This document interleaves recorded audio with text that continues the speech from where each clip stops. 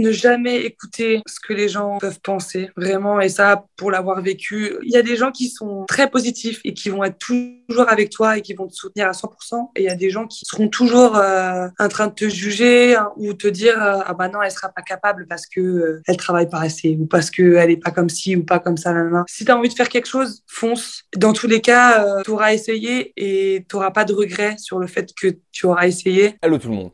Aujourd'hui, on se retrouve pour une toute nouvelle vidéo de ma série à la force du mental dans laquelle j'ai eu la chance de recevoir Lucie Légiquel, une volleyeuse professionnelle évoluant en Serie A en Italie, mais aussi en équipe de France. Dans cette interview, tu en apprendras un peu plus sur elle, sur son parcours, sur comment elle a fait pour atteindre le plus haut niveau en volley. J'espère que cette interview te plaira, qu'elle pourra t'inspirer à toi aussi te lancer pour réaliser tes vrais objectifs. Et moi, j'ai plus qu'à te souhaiter une bonne écoute. Je m'appelle Lucie Jiquel, je suis joueuse professionnelle de volleyball. Je suis aussi en équipe de France depuis quelques années maintenant. Donc j'ai joué 3 ans à Cannes, j'ai joué ensuite 2 ans à Nantes. Je suis partie en Italie ensuite à Conegliano pendant une année et je suis maintenant à Cuneo. Le volley, il est arrivé vers quel âge dans ta vie? J'ai commencé à 12 ans. Ouais. J'ai fait de la gym avant, j'ai fait de la danse et ça me convenait pas, c'était pas fait pour moi et je cherchais quelque chose d'un peu plus collectif et quelque chose qui bouge un peu plus, etc. Et ma maman a fait un peu de volley quand elle était jeune. Donc, c'est comme ça que je me suis lancée. Et tu dirais que c'est vers quel âge que tu as eu vraiment cette envie de devenir professionnel, d'en faire ton métier? C'est venu assez tard en fait. Moi, dans ma formation, en fait, j'ai commencé le volley dans mon club à Rennes et je suis partie ensuite dans comment on appelle ça, dans un centre De formation? sportif, Ouais. centre de formation à Châtenay-Malabry. Je suis restée une année et c'était un pôle France avant, c'est plus un pôle France maintenant. Et ensuite, je suis partie, j'ai fait 2 ans à Toulouse dans un pôle France aussi, mais pour plus âgés, pour les juniors, et pour être avec l'équipe de France jeune, etc. Mhm. Je pense que c'est à partir de ma dernière année à Toulouse où j'ai commencé à vouloir être dans une équipe professionnelle, à vouloir être professionnelle, parce que aussi j'ai eu les opportunités qui se sont présentées à moi et ça m'a donné envie de continuer sur cette voie-là. Mhm. Et à ce moment-là, est-ce que ton entourage, il t'a soutenu dans cette voie-là ou ils t'ont plus poussé vers le schéma classique, faire des études, etc. Alors, non, ils m'ont vachement poussée parce que moi, j'ai la chance d'être dans une famille de sportifs. Mon papa était sportif de haut niveau aussi. L'athlétisme, il faisait du saut en hauteur. Et donc, il connaît un petit peu les démarches et la vie d'un sportif, etc. Donc, ils m'ont poussée plutôt dans ce sens-là. Après, forcément, comme tous parents, je pense, ils voulaient que je continue mes études à côté. Ils voulaient quand même que je fasse mon double projet, mais ils étaient quand même hyper contents que je puisse avoir la chance d'avoir cette expérience sportive-là. Ouais. Et tu dirais que pour en arriver là où tu en es aujourd'hui, c'est quoi les obstacles ou les sacrifices que tu as dû faire? Alors, je pense que le premier sacrifice et le plus gros, c'est quand même de partir loin de sa famille. Moi, à l'âge de 14 ans, je suis partie à Châtenay-Malabry, en région parisienne. Ensuite, je suis partie à Toulouse, alors que je suis de Rennes à la base, donc c'est quand même pas facile. Et voilà, je vois très peu ma famille. Je les vois peut-être 2 fois dans l'année. En tout cas, là, maintenant que je suis en Italie, je les vois voilà, ouais, 2, 3 fois dans l'année. Donc, c'est vrai que c'est pas évident. Plus l'été où on est 3, 4 mois avec l'équipe nationale. Donc, je suis vraiment pas souvent à la maison. Donc, ça, je pense que c'est le premier gros sacrifice. Après, les obstacles, c'est toujours pareil. C'est que, par exemple, je suis arrivée à Cannes dans un centre de formation, dans l'équipe professionnelle, et je jouais pas, j'étais remplaçante. J'ai quasiment jamais joué, et c'est vrai que c'est compliqué de se montrer quand on joue pas et on n'a pas de vidéo à montrer. Personne ne sait de quoi on est capable, et il faut toujours prouver, toujours, chaque jour, essayer de prouver de quoi on est capable de faire mieux et de montrer qu'on qu'on peut jouer au meilleur niveau. Donc ça, je pense que c'est compliqué voilà, toujours, t'as pas vraiment le droit à l'erreur, en fait. Il faut toujours Mhm. être au top, quoi. Et voilà, oui, je pense que c'est à peu près ça. Et est-ce que quand, par exemple, là, tu disais, t'es sur le banc longtemps et tout ça, est-ce que tu gardes quand même cette même hargne, cette même envie de prouver ou est-ce que tu as eu des moments de down où tu as un peu, allez, je sais pas, eu ce sentiment ou cette envie d'arrêter, où tu en avais marre ou tu as toujours eu cette détermination? Alors, je pense que ma détermination, elle est vraiment arrivée à partir du moment où j'ai commencé à jouer dans une équipe professionnelle, donc ma première année à Nantes. C'est-à-dire que les 3 années d'avant où j'étais à Cannes, je vivais la situation et j'étais contente d'être dans le groupe professionnel, etc. Mais c'est vraiment quand j'ai commencé à jouer où je me suis rendu compte que ah ouais, c'est vraiment ça que je veux faire, c'est vraiment ça que j'aime, c'est vraiment ma passion et c'est pour ça que je me lève tous les matins et j'ai envie de progresser, etc. Je pense que c'est vraiment à ce moment-là où j'ai commencé à sentir que c'était très important pour moi. Et c'est vrai que quand on est sur le banc et quand on est remplaçante, c'est pas évident de trouver une, un objectif à atteindre. Et parce que voilà, tu t'entraînes tous les jours pour essayer d'améliorer ta performance, etc. Mais tu n'as pas les matchs à la fin de la semaine pour prouver que tu as réussi à faire Mhm. pourquoi tu t'es entraîné toute la semaine, etc. Donc c'est vraiment pas évident. Et c'est vrai que le fait de jouer, ça change énormément. Ouais, je me doute. Et j'aimerais savoir une semaine d'entraînement ou un jour type pour une volleyeuse, ça ressemble à quoi? Alors, une semaine d'entraînement type, une semaine type, ça va être. Alors, nous en Italie, on joue le dimanche, donc en général. Le lundi, c'est off, on a une journée de repos. On commence le mardi, on a muscu le matin et entraînement l'après-midi. Le mercredi, en général, on n'a qu'un entraînement, seulement l'après-midi vers 15 heures. En général, on s'entraîne 2h30, je pense. Donc 2h30 l'après-midi et une heure et demie de muscu le matin. Le jeudi, ensuite, on va avoir muscu le matin plus entraînement derrière. Donc on en a pour 2h30, 3 heures.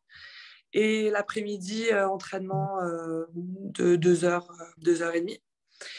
Le vendredi, c'est pareil. Le samedi, on va avoir un entraînement. Et le dimanche, on joue. Donc, on a un décrassage le matin de 1 heure, 1h30. Et on joue, ça dépend des horaires, soit le soir à 20h30, soit dans la journée vers 17h. Mhm. Voilà. Et le lundi, ça reprend journée off, etc. Ouais, quand même une bonne charge d'entraînement. Ouais. Après, ça dépend des semaines parce qu'il y a des semaines où on va avoir 2 matchs. Ouais. Et donc, forcément, voilà, le planning est adapté en conséquence. On va s'entraîner un petit peu moins. Voilà. Mhm.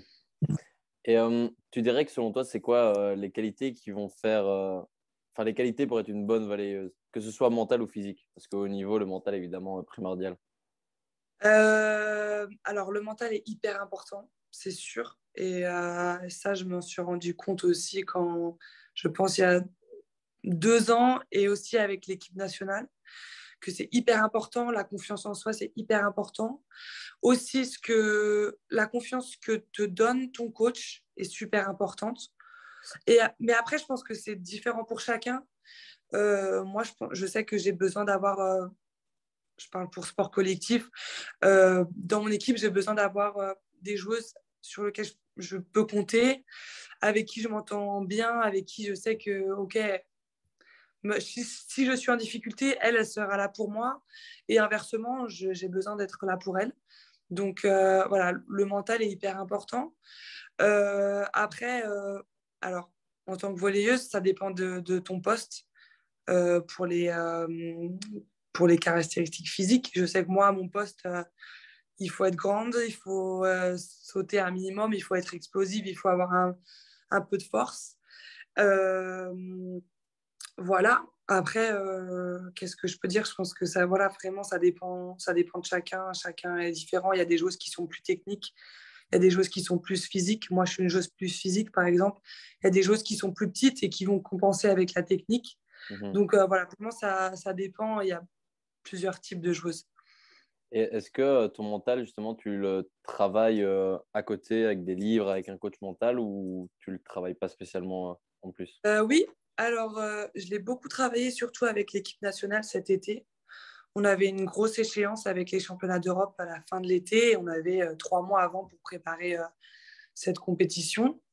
Et du coup, j'ai commencé à travailler avec un coach mental sur la confiance en soi, sur des aspects, comment, dans une phase de stress, comment tu peux gérer le stress et, et comment éviter le stress, enfin, à quoi penser pour éviter de stresser. Ouais. Et c'était hyper intéressant et je pense que ça m'a beaucoup, beaucoup aidé pour les championnats d'Europe. Après, en ce moment, j'ai fait une coupure avec ça parce que ça me prenait énormément la tête. Et il y a aussi des fois où je pense qu'on a besoin de, euh, de relâcher un peu la pression, de ne pas être toujours à fond et hyper carré dans ce qu'on fait. Mhm. Mais je pense que c'est par période où on a besoin de coach mental et on a besoin de travailler sur soi. Et je pense que je reprendrai quand j'en aurai besoin. Mhm. Et j'ai vu que dans ton premier club d'Italie, quand tu arrives, vous remportez un peu tout ce qui est possible de remporter, Ligue des Champions, Championnat, Supercoupe et Ouais. tout ça. Qu'est-ce que tu ressens à ce moment-là quand tu arrives, tu passes de France à Italie et puis vous remportez tout? Pour moi, c'était déjà une chance incroyable de pouvoir avoir cette opportunité de pouvoir jouer dans cette équipe-là et avec des joueuses de ce niveau-là. Parce que voilà, c'est une des meilleures équipes au monde avec les meilleures joueuses au monde. Et pour moi, c'était vraiment un rêve. Et malgré le fait que j'étais remplaçante cette année-là, malgré que j'ai joué peut-être 10, 12 matchs dans l'année, mais je pense que c'était une opportunité de dingue et j'aurais vraiment regretté de pas avoir accepté cette opportunité. Et voilà, je suis arrivée là-bas vraiment en mode découverte et on n'a pas perdu un seul match de l'année, on a tout gagné. Donc on était vraiment sur un petit nuage, quoi. Il pouvait rien nous arriver, c'était vraiment incroyable. Et cette année-là était vraiment riche, très riche en émotions. Ouais. Puis tu as dû prendre de l'expérience aussi en plus. Ouais, énormément d'expérience, malgré le fait que le temps de jeu m'a beaucoup, beaucoup manqué. Mhm. Parce que j'avais signé 2 ans à la base et j'ai décidé de rester que 1 an parce que vraiment ça me manquait beaucoup. Mais par contre, j'ai énormément appris des joueuses avec qui j'étais. J'ai vécu des trucs que peut-être que je vivrai plus jamais, je sais pas. J'espère les revivre, mais en tout cas, ouais, c'était vraiment incroyable, vraiment. Ouais, j'imagine. Et je me demandais, est-ce que on sait vivre pleinement du volley par exemple, allez, on sait qu'au foot, ben, ils vivent bien du foot et tout ça, mais que dans d'autres sports, c'est par exemple plus compliqué, que certaines disciplines, il faut que les personnes, même le plus haut niveau, ils doivent faire allez, un métier ou quoi à côté. Ouais, bien. Du coup, je me demandais, est-ce que le volley, on sait en vivre pleinement? Non, le volet, on en vit pleinement. Moi, je fais pas d'études à côté, je travaille pas à côté. Voilà, j'ai un salaire et un salaire fixe tous les mois, etc. Je pense que ça, c'est l'avantage du sport collectif. C'est que quand tu as un contrat avec un club, voilà, tu es payé tous les mois pour ce que tu fais. Pas comme des sports individuels comme l'athlétisme, etc., où tu dois trouver des sponsors à côté, enfin, où c'est plus compliqué. Et non, nous, on peut en vivre pleinement. Après, bien sûr, il y a différentes échelles de salaire en fonction de où tu joues, en fonction de quel poste tu es, etc. Forcément, on n'est pas comme les footballeurs, c'est certain. C'est-à-dire qu'il faut qu'on pense à notre après-carrière. À partir de 30, 35 ans, voilà, le volet, c'est terminé. Il faut trouver autre chose. Donc, mais en tout cas, pour le moment, j'en vis pleinement et j'ai aucun souci, quoi. Mhm. Au moins, ça te permet de te concentrer à fond dans ce que tu fais, quoi. Exactement, exactement. J'ai la chance de pouvoir faire ça. Et voilà, je pense qu'on a aussi des salaires qui nous permettent quand même de pouvoir mettre de l'argent de côté, de pouvoir voilà, investir. Enfin, peut-être après, pour moi, pour l'instant, je ne fais pas d'études, mais pour pouvoir ensuite reprendre mes études plus tard et commencer autre chose, commencer quelque chose qui m'intéresse, etc. Donc voilà. Mais c'est vrai qu'il faut quand même penser à l'après-volet, c'est quand même important. Mhm. Et tu dirais que c'est quoi la chose, si tu avais une chose à dire, la chose la plus dure en tant qu'athlète professionnel? Euh, alors, il y a pas mal de choses quand même, mais la chose la plus dure, je dirais que c'est, moi en tout cas personnellement, c'est en étant, quand tu es dans une phase difficile et que tu n'arrives pas à faire ce que tu veux faire, que ça ne marche pas comme tu voudrais que ça marche. Et il y en a beaucoup des périodes comme ça, malheureusement, d'essayer de rester positive et de se concentrer sur, de continuer à travailler, de ne pas abandonner, et de toujours être bien conseillé par bien s'entourer. Et voilà, toujours essayer de rebondir après une période compliquée. Je pense que ça, c'est pas facile. Et je pense que j'ai beaucoup de mal à faire ça aussi, moi, personnellement. Donc, ouais, voilà, si j'ai une chose à dire, je pense que ce serait ça. Ce serait ça. Mhm. Et maintenant, j'aimerais un peu avoir ton avis sur le talent, savoir si tu y crois, si tu n'y crois pas. Si tu y crois, est-ce que pour toi, c'est suffisant pour réussir au plus haut niveau? Un peu ton avis sur ce sujet-là. Alors, je pense que le talent, c'est bien et je- c'est une chance d'avoir ça. Après, je pense que vraiment, ça fait pas tout. Moi, j'ai la chance, par exemple, d'être très grande, donc ça m'aide dans le volet, mais ça fait pas tout. Je pense que pour arriver où j'en suis arrivée, j'ai dû travailler, j'ai dû prouver beaucoup de choses. Euh, enfin, je pense qu'il y a beaucoup de gens qui disent oui, c'est bien d'être grande et d'avoir le physique qu'il faut, mais si tu travailles pas à côté, bah il y a rien y a rien qui est dû. Mais et je connais aussi beaucoup de joueuses qui sont par exemple petites et qui ont dû par elles-mêmes travailler et trouver une identité, trouver voilà, techniquement travailler encore plus que les autres pour y arriver. Et ces joueuses-là, elles ont encore plus de mérite que les joueuses qui sont grandes et qui sont dans le cursus classique d'une volleyeuse, on va dire. Mhm. Ouais, Donc, bien sûr que le talent, c'est important, mais je pense que le travail est encore plus important. ouais, je suis d'accord avec ça. Et Je pense, oui. j'aimerais savoir, je trouve qu'il y a quand même plein de gens dans notre société qui justement, ils osent pas se lancer dans leur réel projet pour plein de raisons, parce qu'ils ont peur d'échouer, peur du regard des autres, peur de plein de choses. J'aimerais savoir qu'est-ce que tu dirais à ces gens-là pour que justement ils osent passer ce cap.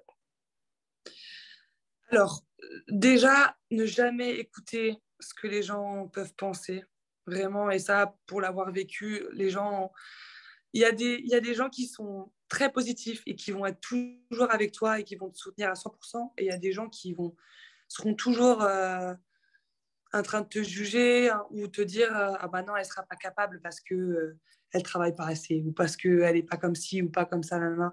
Ne jamais écouter ce que disent les gens. Toujours, si tu as envie de faire quelque chose, vas-y, fonce. Dans tous les cas, tu auras essayé et tu n'auras pas de regret sur le fait que tu auras essayé. Ça marche pas, tant pis, mais en tout cas, tu auras essayé et tu auras fait la démarche pour. Ça, je pense que c'est le plus important. Et voilà, toujours se donner à 100%, toujours y aller, ne jamais regarder en arrière, ne jamais écouter sa petite voix intérieure qui dit ah non, t'es peut-être pas capable de faire ci, ça, parce que je pense que tout le monde l'a, cette petite voix. Moi, je l'ai énormément, elle est toujours là. Et j'essaye voilà, de toujours essayer de, d'écouter ce que j'ai envie de faire et essayer d'avoir confiance en soi et de toujours essayer d'avoir confiance en soi. Et je sais que c'est compliqué, mais voilà, c'est en essayant que, qu'on peut y arriver. C'est tout. Ouais, Voilà. clairement. Et maintenant, j'aimerais savoir, avec toute l'expérience que tu as pu prendre, je sais que tu es encore jeune, mais jusqu'à maintenant, qu'est-ce que tu as pu apprendre sur toi ou sur la vie et que tu aimerais transmettre aux gens? Qu'est-ce que j'ai pu apprendre? J'ai appris que on évolue beaucoup.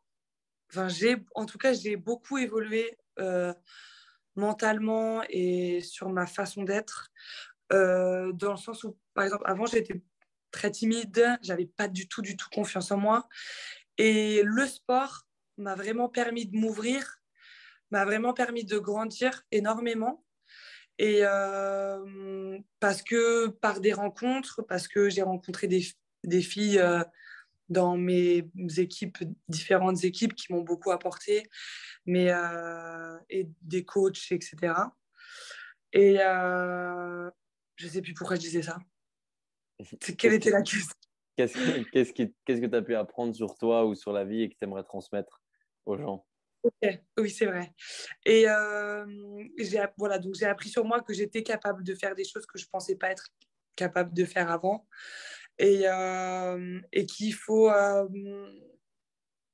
s'entourer des bonnes personnes et ne pas écouter certaines personnes qui sont trop négatives, etc. Et toujours essayer de prendre que le positif.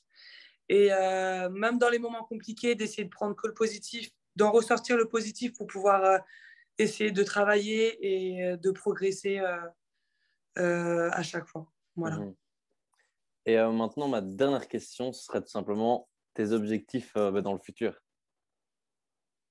Alors, mes objectifs dans le futur, déjà avec l'équipe nationale, l'équipe de France, on a les JO 2024 où on est déjà qualifié. Je pense que ça, c'est un rêve, les JO, faut dire ce qui est, c'est vraiment un rêve. Et je pense que c'est une chance dans ta vie de pouvoir les faire. J'ai cette chance-là et je ne veux pas passer à côté. Donc ça, c'est vraiment un de mes plus gros objectifs.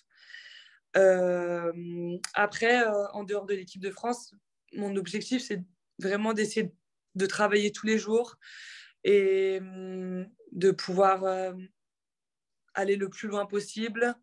Voilà, maintenant, je suis arrivée dans le championnat italien, un des meilleurs championnats au monde, donc c'est déjà super pour moi, mais j'ai toujours envie d'avoir plus. J'ai envie de montrer que je suis capable de jouer dans des équipes encore meilleures et de pouvoir progresser, d'être importante dans une grande équipe mondiale. Et voilà, je pense que c'est un objectif, je ne sais pas, mais en tout cas un rêve que j'espère pouvoir réaliser. Et voilà, c'est la fin de cette interview. J'espère qu'elle t'aura plu. J'espère qu'elle pourra t'inspirer à toi aussi réaliser tes rêves. Encore une fois, n'hésite pas à t'abonner à ma chaîne YouTube si ce n'est pas déjà fait, à activer la petite cloche pour ne louper aucune de mes prochaines vidéos. Et moi, j'ai plus qu'à te dire à très vite pour une prochaine vidéo. Ciao!